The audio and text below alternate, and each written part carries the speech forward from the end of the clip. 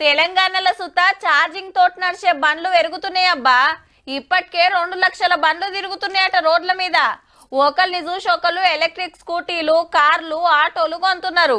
Petrol, diesel ఖర్చు ఉండదు, బయటికి పోగిడ్చి గాలి ఖరాబ్ కాదు.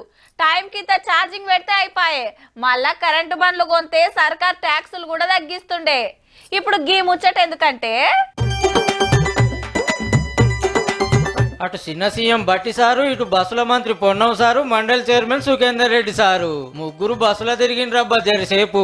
ఎందుకంటే సూర్యాపేటలో కొత్తగా 45 ఛార్జింగ్ బస్సులు చాలు చేసిండ్రు. మళ్ళా సిటీలనే కాదు జిల్లాల సూత ఎలక్ట్రిక్ బస్సులు నడుపుతారు అన్నట్టు.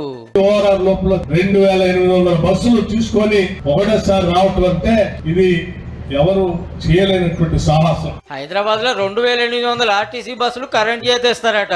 అప్పుడు డీజిల్ బాధ తప్పుతుంది, గాలి ఖరాబు కాదు.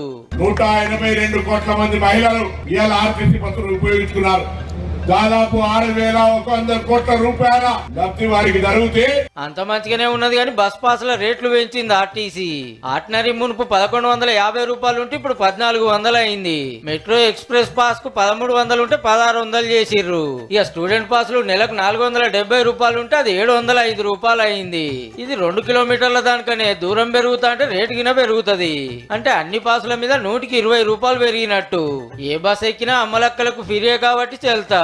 టికెట్ తీసుకునే మా అన్నలకే పోర్రి అసలు తిప్పలా.